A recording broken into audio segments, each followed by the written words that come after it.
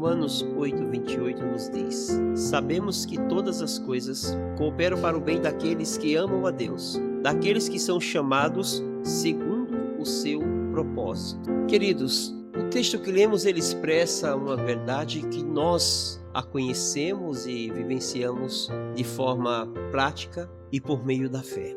O apóstolo Paulo, ao expressar à igreja de Roma essa verdade absoluta e plena, ele escrevia a uma igreja que estava passando por um período de perseguição. E a igreja de Roma estava exatamente no epicentro de toda a perseguição, porque ela estava ali em Roma, na capital. E o apóstolo Paulo, ele alertava a igreja sobre duas coisas: a escolha de Deus e a capacidade que ele nos dava de acreditar nele. Então Paulo diz que, nesse texto, ele diz que todas sabemos, cremos e entendemos, e isso é conhecido, que todas as coisas cooperam para o bem daqueles que amam a Deus. E ele conclui esse versículo falando que são chamados segundo o seu propósito. Então aqui nós nos deparamos com uma verdade que nos desafia a vivê-la. Somos chamados para vivermos o propósito de Deus.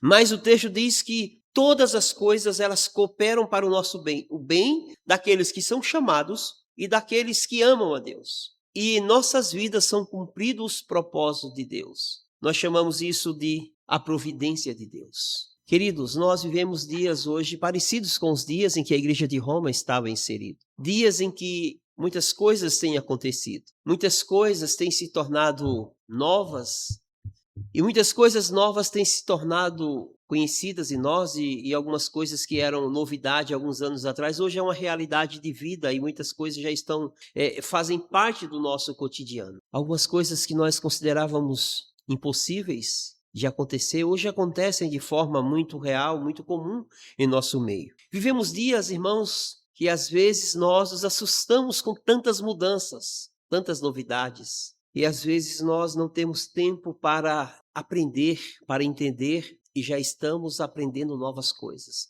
vivenciando e experimentando coisas novas. Vivemos em um mundo que está em uma velocidade muito rápida, uma velocidade do conhecer, do saber, do fazer, do conhecer porque todos os dias nós encontramos coisas novas, do saber porque nós experimentamos muitas coisas todos os dias, do ter porque hoje você tem alguma coisa, amanhã você vai ter um carro melhor, você vai ter um relógio melhor, você vai ter um computador melhor. Então nós vivemos dias em que tudo está mudando muito rápido. E nesta velocidade dos acontecimentos, da ciência, da tecnologia, do ser, do saber, do ter, nós às vezes não temos parado para compreender aquilo que é imutável, aquilo que era e que será exatamente igual que é a palavra de Deus. Se nós voltarmos ao século XVI, nós vamos encontrar um homem chamado Edward Herbert, conhecido como o pai do deísmo. Este homem que divulgou uma fé, uma teoria de que Deus havia criado todas as coisas, mas tinha deixado tudo ao acaso. Deus criou os céus e a terra, e ele confessa. Isaac Newton vai no mesmo pensamento, mas ele diz, mas Deus não sustenta mais todas as coisas.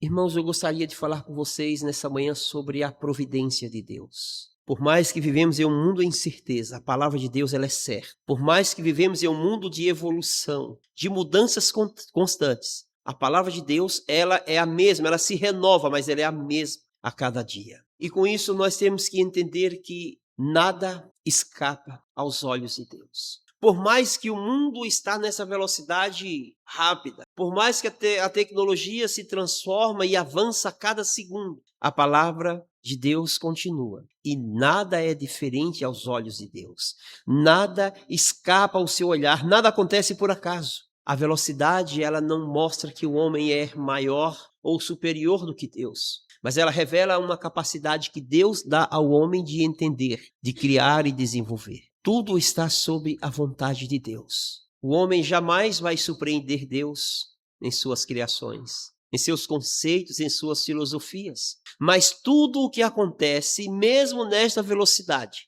é porque Deus assim o quer. Então eu quero falar sobre a providência de Deus. O que é essa providência de Deus? É a maneira pelo qual Deus conduz, preserva, governa todas as coisas segundo o seu eterno propósito. A providência de Deus é a maneira pela qual, é a forma, é o jeito pelo qual Deus nos conduz. Deus nos preserva e Deus governa todas as coisas, segundo o seu conselho, segundo a sua vontade. Nada foge do seu controle. Jó diz: nenhum dos seus desígnios podem ser frustrados. Nada. Quando o apóstolo Paulo diz que todas as coisas cooperam para o bem, Paulo tinha razão, ele tinha propriedade naquilo que ele estava falando. Então eu quero, por mais que a sua vida, as nossas vidas, estejam entrelaçadas de novidades, de acidentes, de enfermidades, de problemas, de empregos e desempregos, de fartura e falta de dinheiro, mas eu quero te falar que tudo está nas mãos de Deus. Nenhuma situação das nossas vidas ela foge do controle pleno e absoluto de Deus. Nada acontece fora da sua vontade. Isaías diz no 46:10, o meu conselho subsistirá e farei toda a minha vontade. Deus nos diz que ele, independente da situação, das circunstâncias, a sua vontade será executada. O seu querer será feito e somente a sua vontade. Lá em Mateus capítulo 10, o verso 29 ao 31, Jesus nos diz que até os cabelos da nossa cabeça estão contados. Ele cuida dos detalhes mais simples. Deus, ele está atento a todas as coisas. Ah, pastor, mas e as coisas que têm acontecido fora, tem coisas que nós temos perdido o controle. Você pode perder o controle, eu perco, mas Deus não perde. O deísmo ele está muito forte aqui no Brasil, irmãos. Tem muitas pessoas que têm divulgado, têm pregado uma ideia de que nós estamos vivendo uma situação do acaso. Teve recentemente, alguns anos atrás aqui em nosso país, um pastor renomado, conhecido, criticando a ação de Deus, porque pessoas morreram em um tsunami. Praticamente uma boa parte da população daquela ilha foi tomada por aquela inundação das águas e milhares de pessoas morreram. E ele dizia, onde Deus está? Se eu pudesse responder, eu falaria, Deus está em seu alto e sublime trono,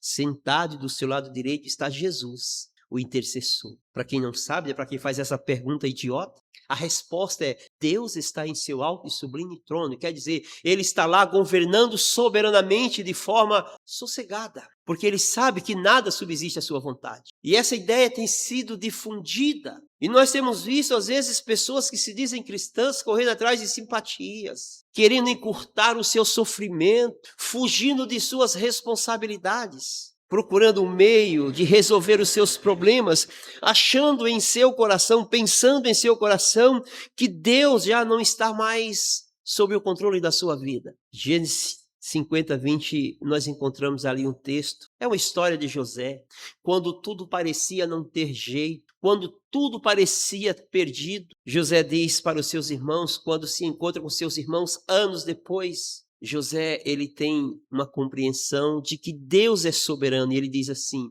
o mal que vocês fizeram, Deus transformou em bem para nós. O mal que o coração de vocês intentou, na realidade, foi a providência de Deus para que vocês me enviassem para o Egito, para que aqui Deus pudesse cumprir na minha vida o propósito dele e todo o povo da terra não perecesse de fome. Não foi um acaso que José desceu ao Egito. Não foi um acaso que ele era o mais formoso, o mais querido pelo pai. Não era por acaso que ele tinha as vestes, as roupas mais bonitas. Não foi por acaso que os seus irmãos se enchiam de ódio no coração contra ele. Não foi por acaso que venderam o seu irmão. Não foi por acaso que ele foi para a casa de Potifar. Não foi por acaso que ele foi para a cadeia. Não foi por acaso que ele foi abandonado, esquecido na cadeia por aqueles que ele havia socorrido. Não! Providência de Deus. Deus tem uma história escrita e nada muda essa história. Eu farei a minha vontade, diz o Senhor. O deísmo, irmãos, tem mostrado o contrário. O deísmo tem ensinado que Deus já não governa,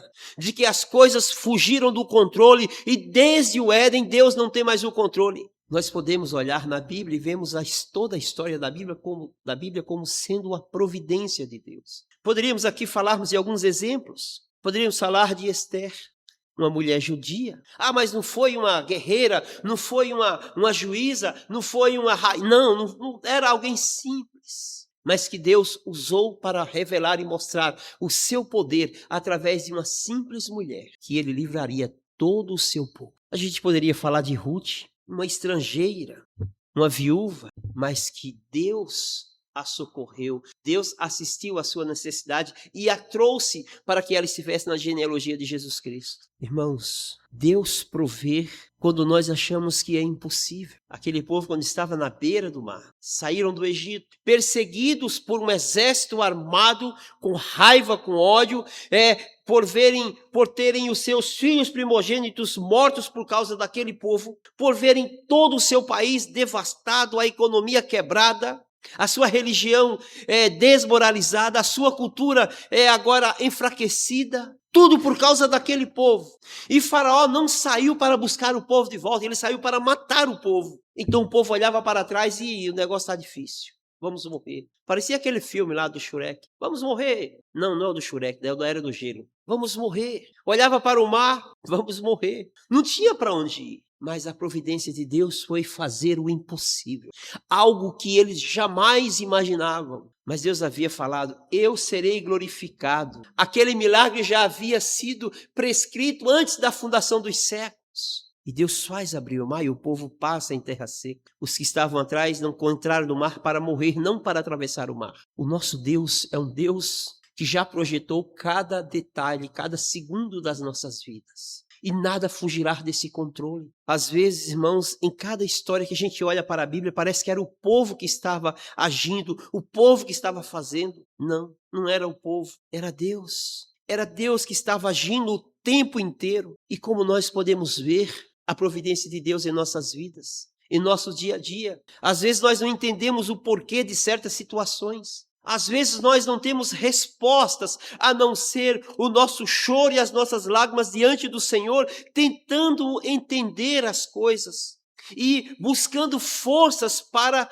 conseguir sequer suportar a situação que passamos. Às vezes, irmãos, diante dos nossos problemas só nos resta o exercício da fé. E o exercício da fé é a certeza de que Deus está nos bastidores das nossas vidas. Palavra feia, né? Bastidores. Mas é para a gente entender que enquanto nós estamos dormindo, Deus está trabalhando por nós. Enquanto nós estamos pensando que é o fim, Deus tem todo um caminho para nós caminharmos ainda. Nós temos que entender que a dor, que o atraso dos nossos prazos, que o silêncio de Deus, inclusive às vezes, é um plano maior para as nossas vidas. Se tudo que nós planejássemos desse certo, a vida não teria graça. É por isso que Deus tem um plano para nós. E o que prevalece, irmãos, não é a nossa vontade, é a vontade dele. É por isso que às vezes vai dar errado, porque Deus tem um plano superior para nós e o nosso plano ele é muito finito, é muito limitado. Olha, os nossos planos eles permanecem, eles prevalecem até um dia os nossos olhos serem fechados pela morte. Acabou os nossos projetos e sonhos. Mas os planos que Deus tem para as nossas vidas são planos eternos, que vai além desta vida, que vai além da nossa imaginação. A providência maior em nossas vidas chama-se Jesus Cristo. Quando todos nós estávamos condenados, quando nós não tínhamos mais saída, como não tínhamos como pagar uma dívida impagável para nós, mas imputada por causa de Adão, aí Deus, por sua providência. E Pedro diz, antes da fundação dos séculos, Deus já havia se provido de um cordeiro para resgatar vocês da vossa vã maneira de viver. Jesus é a providência de Deus para as nossas vidas. E ele nos salvou. E ele é enviado por nós para cumprir em nós aquilo que Adão não pôde cumprir em si. Então Cristo, por sua vida, por seu sacrifício, ele cumpre e se oferece por nós.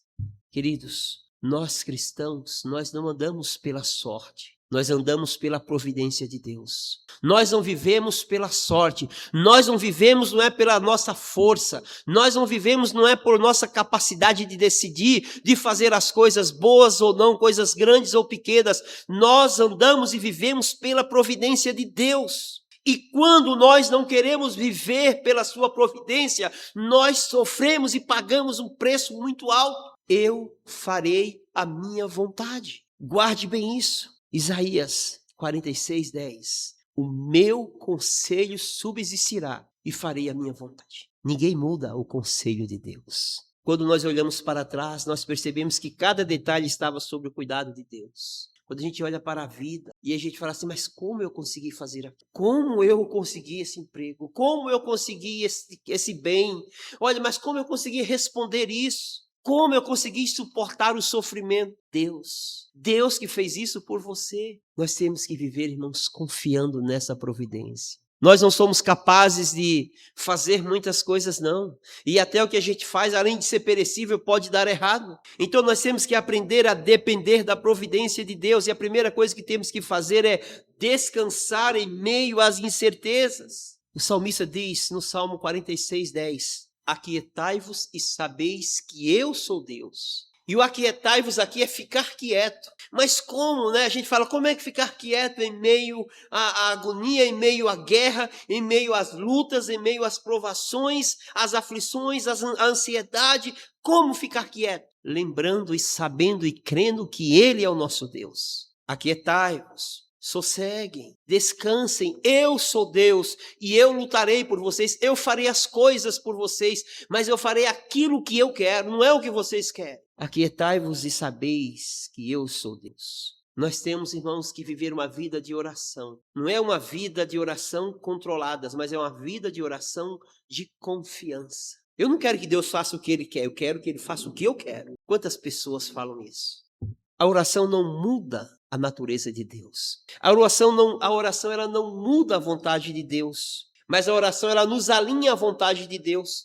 A oração nos revela a vontade de Deus. O apóstolo Paulo estava em um grande dilema com uma enfermidade que o atormentava, era uma dor insuportável, e ele ora e busca a Deus, e Deus responde a Paulo: vou curar a tua enfermidade. Não, Paulo, a minha graça te basta. Olha, quando você achar que você está fraco, você é forte. Quando você achar que você é forte, aí você é fraco. A minha graça te basta. Foi a resposta de Deus para Paulo. E Paulo, ele aceita a vontade de Deus. Ele entende a vontade de Deus. E Paulo, quando ele escreve aos Tessalonicenses, na primeira carta aos Tessalonicenses 5:18, ele diz: em tudo dai graças, porque essa é a vontade de Deus em Jesus Cristo para com todos vós, ou para convosco. Em tudo. Nós temos que viver uma vida, irmãos, na dependência da providência de Deus. Então nós temos que descansar em meio às incertezas. Pedro diz, lançando sobre ele toda a vossa ansiedade, porque Ele tem cuidado de vós. Confiando, orando e confiando no Senhor. Uma outra coisa é agradecer mesmo sem entender.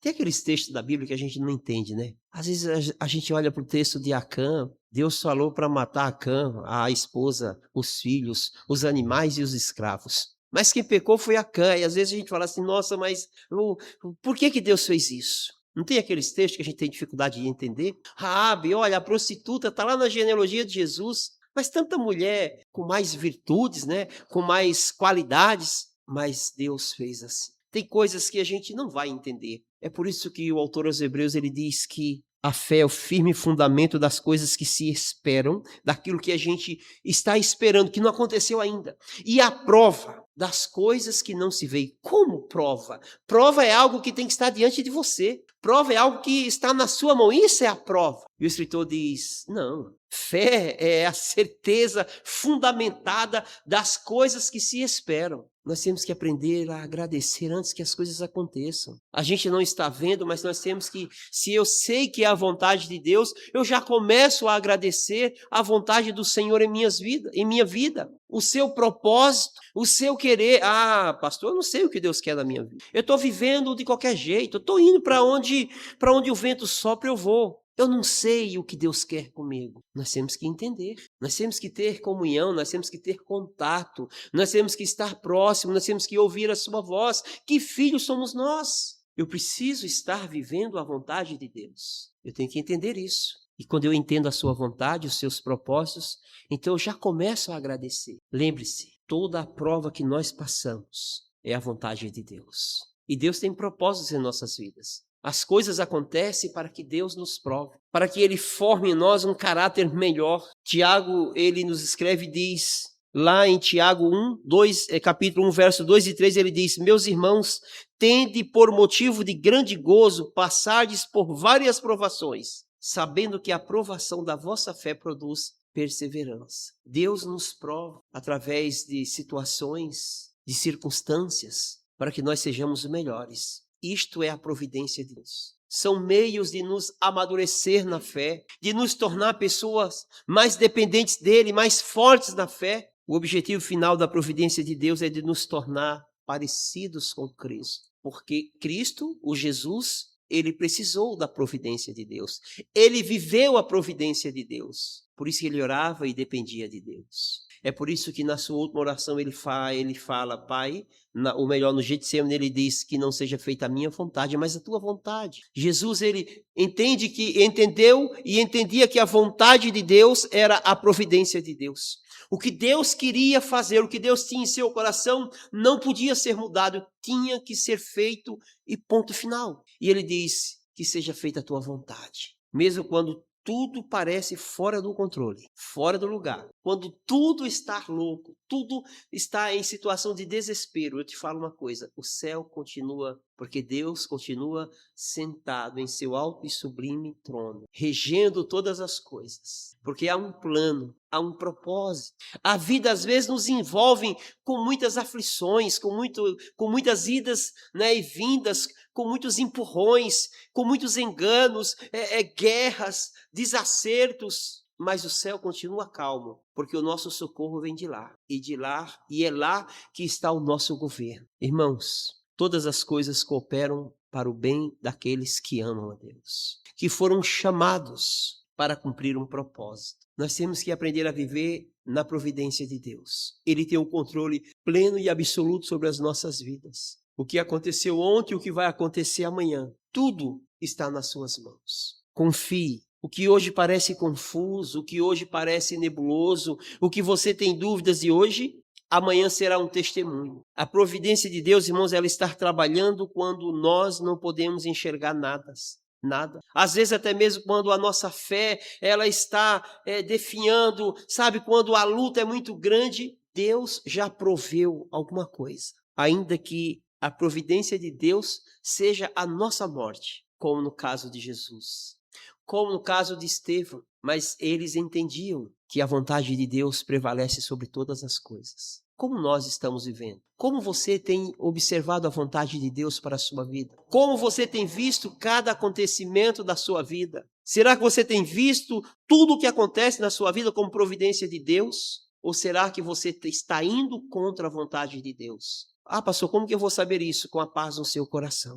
Se o que você está fazendo tem sido bênção na sua vida e na vida daqueles que estão ao seu redor, que convivem com você, se está sendo bênção na sua adoração para com Deus, se está sendo bênção na sua igreja, nós temos que parar um pouquinho. A bênção de Deus, ela não acrescenta dor, ela traz paz. Então nós temos que ter cuidado. A gente não pode viver uma vida, irmãos, achando que estamos vivendo a providência de Deus e estamos acumulando para a nossa vida sofrimento, desgastes. Não, a providência ela traz até algum sofrimento, mas é um sofrimento pessoal. Deus tem um plano, vamos viver o seu plano. Vamos aceitar a sua vontade para as nossas vidas. Nós seremos mais felizes, nós teremos mais alegria em nossos corações e nós satisfaremos a santidade de Deus. Mas se nós resolvermos vivermos a nossa providência sobre a força do nosso poder e embaixo da nossa liderança, os planos falham. A gente acumula muitas feridas pelo caminho. Então é necessário a gente entender que existe um plano perfeito de Deus para as nossas vidas,